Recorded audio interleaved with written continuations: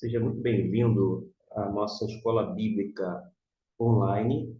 Nós estamos na 13ª lição, que é justamente a última do trimestre, cujo tema é Adoradores Obedientes a Deus. O texto áureo da lição de hoje é Deuteronômio 29, versículo 29, o qual destaco nesse momento. Diz assim a palavra de Deus: As coisas encobertas pertencem ao Senhor nosso Deus, mas as reveladas nos pertencem a nós e a nossos filhos para sempre, para que observemos todas as palavras desta lei. Com base nesse versículo lido, eu quero frisar apenas duas coisas. Primeiro, que no tocante à questão religiosa, há certos mistérios os quais nós, seres mortais, não iremos saber e cá entre nós. Também não é da nossa alçada.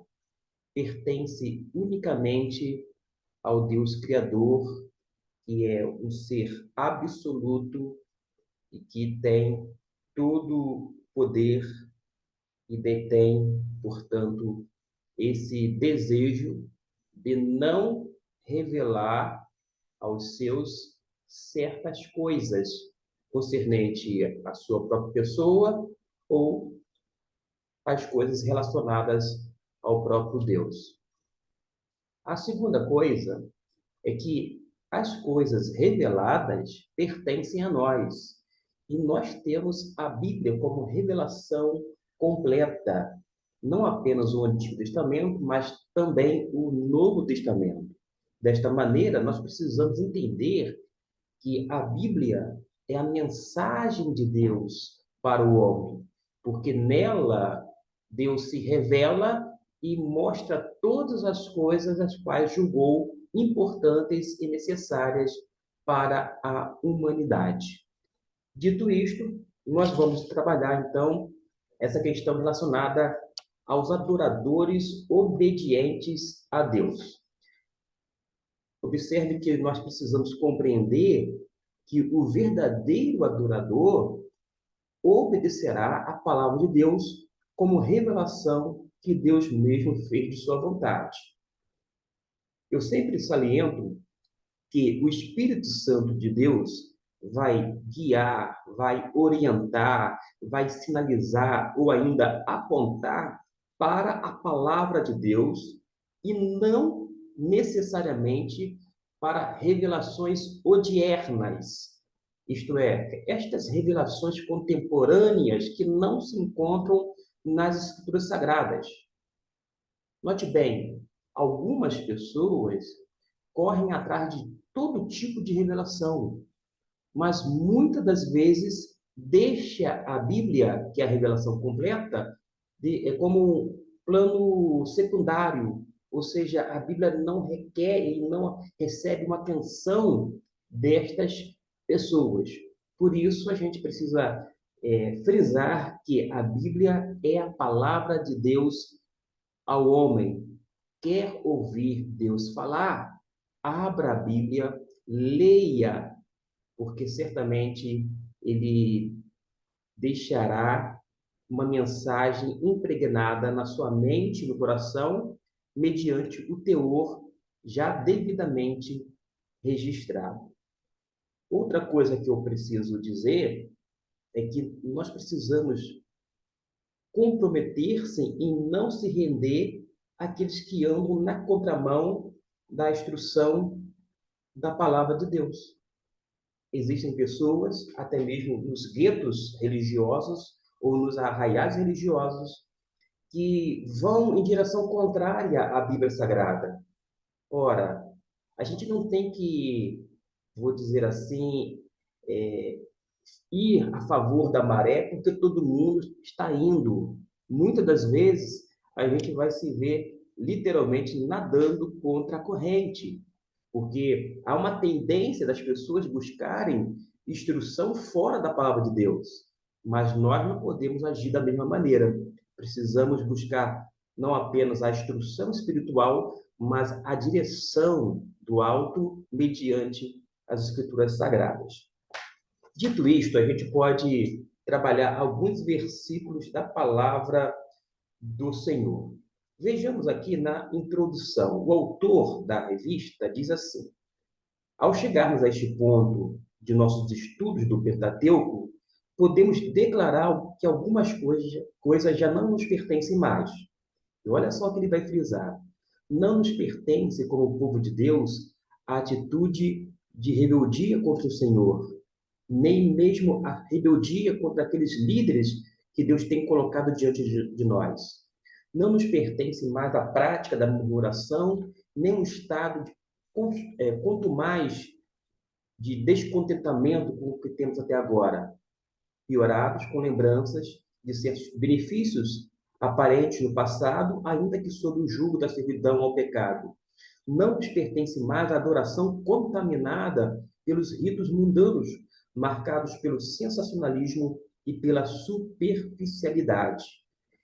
Gente, isso é algo que a gente precisa atentar, porque quando a gente olha para trás, a gente observa o quê? O povo de Israel cheio de altos e baixos, um povo rebelde.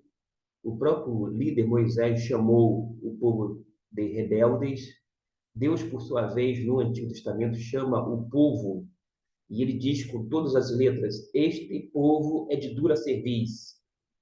Se Moisés chama o povo de rebeldes, de rebelde, por sua vez, Deus fala que o povo é de dura cerviz.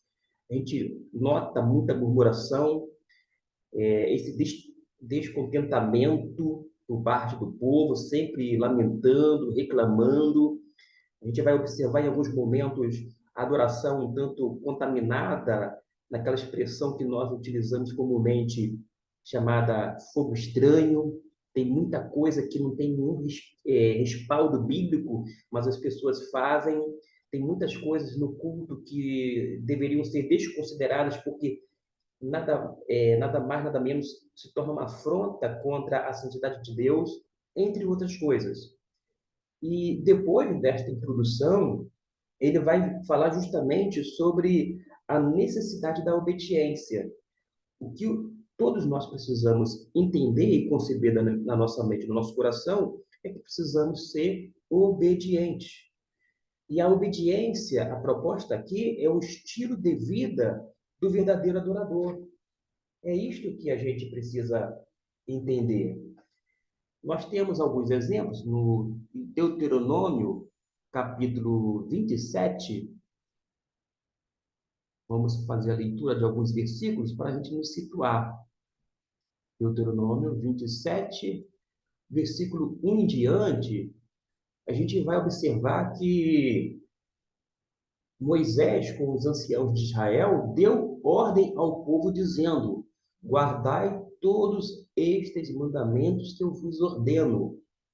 Gente, o Senhor, nosso Deus, Criador e sustentador de todas as coisas, inclusive da nossa vida, ele requer da gente obediência.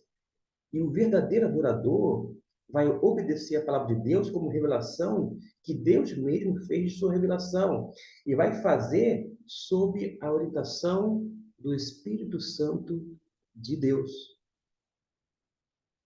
A gente precisa, então, entender que a ordem de Deus precisa ser cumprida, porque são mandamentos, e estes mandamentos que eu vos ordeno. Ora, quando Deus manda algo, cabe a cada um de nós simplesmente obedecer. É isto que a gente aprende na palavra de Deus. A gente vai compreender, à medida que a gente relaciona com Deus, que a obediência não é escravidão a um legalismo dominador, mas a submissão divina. E a lei do Senhor nada mais é do que uma manifestação bondosa de sua vontade. Ele deseja o melhor para o povo, ele quer instruir e dar direção. E é muito melhor a gente obedecer e conhecer, sobretudo, as leis, e praticá-las do que a gente pagar um alto preço por conta da desobediência. E a evidência da nossa fé, uma fé que nós chamamos de fé salvadora, porque está atrelada à pessoa bendita de Cristo Jesus, não consiste em quanto você crê, mas em como você se porta. Ou seja, porque se você está em Cristo, na verdade, ele vive em você, você não vive mais, parafraseando o apóstolo Paulo. Desta forma, você vai se portar de uma maneira diferenciada. A sua atitude, que é algo interior, vai ser um reflexo do seu comportamento. E o comportamento é esse elemento exterior. As pessoas vão ver o seu comportamento, a sua conduta, que vai ser nada mais, nada menos um reflexo daquilo que vai em seu coração e na sua mente. O segundo tópico da lição é adoradores na contramão, perigo da desobediência. Capítulo 27 ainda, este que nós estamos nos localizando, focados no versículo de número 14 em diante. Ele vai nos dizer algumas coisas. Por exemplo, essa palavra veio numa ocasião distinta e disse assim: E os levitas dirão em alta voz a todos os homens de Israel: Maldito o homem que fizer imagem esculpida ou fundida, abominação ao Senhor, a obra da mão do artífice, e a puser em um lugar escondido. E todo o povo, respondendo, dirá: Amém. Maldito aquele que desprezar seu pai ou a sua mãe, e o povo todo dirá: Amém. Maldito aquele que remover os marcos do seu próximo, e todo o povo dirá amém. Maldito aquele que fizer que o cego erre caminho, e todo o povo dirá amém. Maldito aquele que perverter o direito do estrangeiro, do órfão e da viúva, e todo o povo dirá amém. Maldito aquele que se deitar com a mulher do seu pai, porquanto levantou a cobertura de seu pai, e todo o povo dirá amém. Maldito aquele que se deitar com algum animal, e todo o povo dirá amém. Maldito aquele que se deitar com sua irmã, filho de seu pai ou filho de sua mãe, e todo o povo dirá amém. Maldito aquele que se deitar com sua sogra, e todo o povo dirá amém. Maldito aquele que ferir o seu próximo em oculto, e o povo dirá amém. Versículo 25 até o 26, já estamos terminando. Maldito aquele que receber feita para matar uma pessoa inocente, e todo o povo dirá amém. Maldito aquele que não confirmar as palavras desta lei para as cumprir, e todo o povo dirá amém. Não sei você, mas se porventura o seu foco foi na palavra maldito, maldito, maldito, deixa-me dizer algo para esclarecer. Dentro do contexto do Antigo Testamento, há o conceito de bênção e de maldição. Como é que a pessoa seria abençoada por Deus? Através da obediência. E a gente sabe que tudo tem a sua consequência. Quando você obedece, você se torna uma pessoa próspera dentro do conceito do Antigo Testamento, de uma forma inclusive material. No Novo Testamento, o conceito de prosperidade não se restringe a essa prosperidade material ou física, mas no Antigo, sim.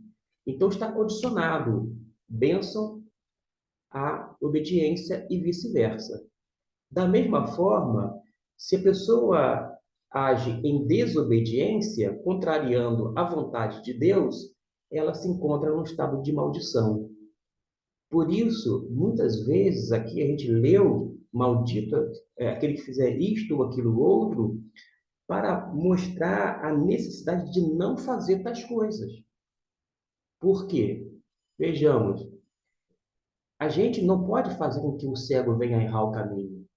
A gente não pode perverter o direito do estrangeiro, do órfão, da viúva. A gente não pode ter relações sexuais imorais, por exemplo. A gente não pode prejudicar o nosso próximo. Enfim, todas essas coisas, quando feitas de modo positivo, ou seja, a gente deixando de fazer, melhor dizendo, a gente vai ter como consequência a bênção de Deus, porque a gente está sendo aprovado pelo Eterno. O contrário também é verdadeiro. O fato é que a palavra de Deus, esses mandamentos vieram ao povo em um determinado momento, e dentro desse contexto, todo o povo deveria dizer amém, sinalizando que estava concordando com a aliança feita pelo Senhor com eles. Porque, na verdade, a aliança de Deus nada mais é do que uma imposição. Deus impõe as suas leis e tais leis precisam ser o quê? Precisam ser cumpridas. É o que a gente aprende. No terceiro tópico desta lição, nos diz o seguinte, sobre o último canto de um adorador. O capítulo de Deuteronômio é 31, começa do 31 até o, deixa eu ver aqui, localizado, do 31, do 30, que é o último versículo, até 34, versículo 12. É bastante texto, mas vejamos o que diz no versículo 30. Então Moisés proferiu todas as palavras deste cântico, ouvindo toda a Assembleia de Israel. E o que vem a seguir, para a gente não ficar perdido, diz o seguinte: inclinai os ouvidos, ó céus, e falarei, e ouça a terra as palavras da minha boca. Caia como chuva a minha doutrina, destile a minha palavra como orvalho, como chuvisco sobre a erva e como chuva sobre a relva. Porque proclamarei o nome do Senhor, engrandecerei o nosso Deus. Ele é a rocha, suas obras são perfeitas, porque todos os seus caminhos são justos. Deus é fiel e sem iniquidade, justo e reto é ele. E prossegue, vou dizer, as palavras de Moisés diante do povo após este cântico. Note bem, é provável que muitos de nós, se avisados por Deus de que morreríamos amanhã ou depois, e depois nos mandasse subir ao ponto mais alto de nossa cidade, uma montanha, ou quem sabe um arranha-céu, para contemplar pela última vez os lugares que amamos, pensar nas pessoas que transitam lá embaixo, a nossa mente ansiosa e a nossa voz embargada não produzissem um cântico ao Senhor. Moisés, em circunstância assim, ainda elevou um cântico que era um misto de adoração ao Senhor e exortação a Israel. Moisés, ele não entra na terra prometida, aquela terra que manava leite e mel, por conta de sua desobediência. Ele rogou aos céus, ainda assim Deus não o atendeu, ouviu, mas não atendeu.